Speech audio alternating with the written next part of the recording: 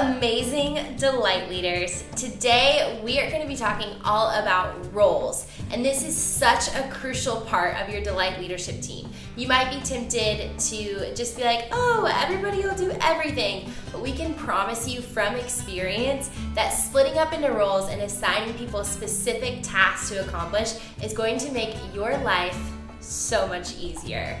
So, why are roles important? The first thing is that it simply helps to spread the workload. Oftentimes, if you don't split up into roles, then the team director kind of ends up being the one that does pretty much everything. And you don't want that to happen. You don't want your team director to be exhausted, and then you as the team director, you don't want to be taking things from everybody else. So it really helps to make sure that everybody is equally doing things and helping to kind of spread the ministry and to help the ministry grow.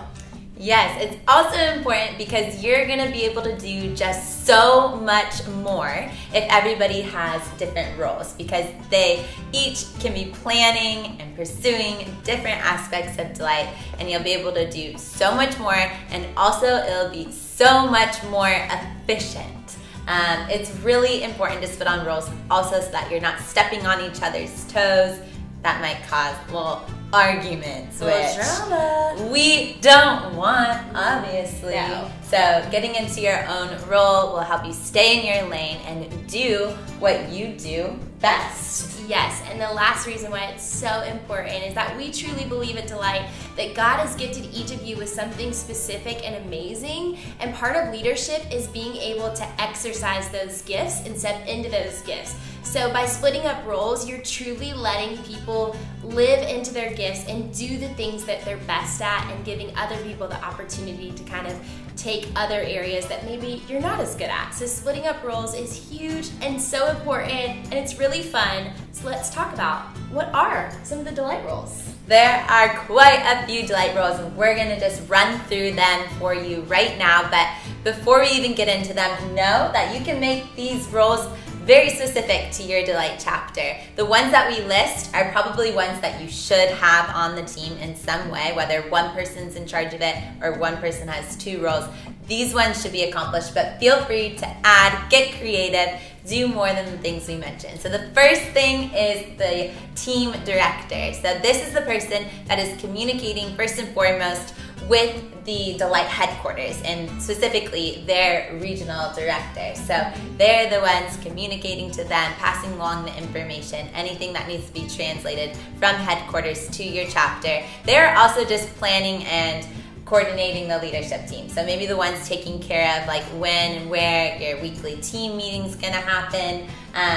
They're the ones making sure everybody's on the same page, informed, and is ready to go, taking care of all the little details. So the next super important role is the book coordinator. And this is the person that HQ will ship the books to, and they'll also be the person responsible for making sure they get back to HQ at the end of the semester. So this is someone who can be super organized. They'll be the one selling them week to week at the chapter with the help of the rest of the leadership team. But they're really the point person for the book. So when anybody needs a book, they go to the book coordinator. So this is a really, really important role because it takes a little bit of administrative work. So all you girls that love your planners and your spreadsheets, this might be for you. Yes, that is a good thing, all the details. The next thing is a social media coordinator. So social media within Delight is super important. It's a great way to spread the word on your campus. And we are kind of relying on our social media coordinators to sort of be like Delight's brand ambassadors. Yes, we have little like logos, a lot of pictures and graphics to help that person out. So feel free to use those. But this person just has to be creative and just keeping up with the social media, posting each week's a little story or outside events. They also are creeping on people and inviting them to Delight. So yes. Social media is important. Yeah, and this is something that oftentimes I think slips through the cracks, but it's super important to be consistent on social media because it really does invite people to come to Delight every single week. So the next role is the worship leader, and this is pretty self-explanatory. Yes. But for outside events, when you're having worship nights, somebody who is organizing those, making sure that they're happening every single semester. So this is your musical person, maybe who plays the guitar, who leads worship on campus. Maybe you're a great singer. If you don't have anybody on your team who is really great at leading worship, you can still have somebody who's a point person to make sure that worship nights are being planned, and then you can always bring in outside people to help lead worship.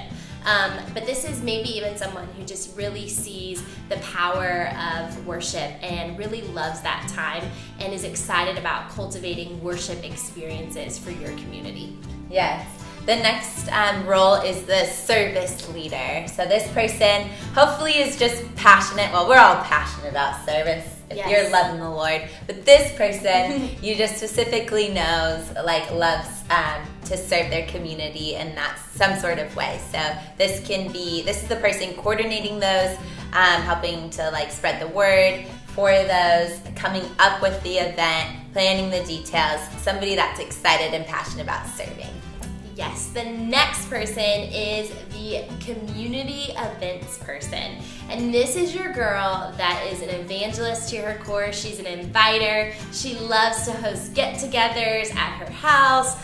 She loves all the cute little decorations and everything like that. So this person is just really making sure that your chapter is taking the time to build community. So whether that's outside events and creating really fun nights for people to connect and get to know each other, or even coming up with ideas to kind of foster community at your weekly meetings, this person's just always thinking about that and making sure that community events happen, and that truly when women come into Delight, they're finding community and they're feeling like they're a part of the Delight family.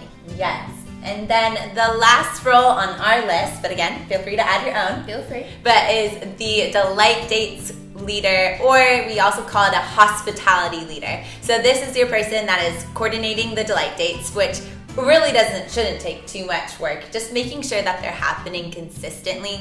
Consistency is key, so just being on top of that. If anybody just didn't have a Delight Date or came in late or whatever it might be, this is the person that's connecting people one-on-one with each other, or with hospitality, maybe they're putting together a little welcome team. Just making sure that Delight feels like their home. Yeah. So, anytime somebody new comes in, point them to the hospitality leader, because I think oftentimes you guys are gonna have community and you're so tight knit, but you also always need to be looking out for new people, and the hospitality coordinator can kind of be the point person for new people when it's their first time. Yes, exactly. Well, that is what a Delight leadership team can look like.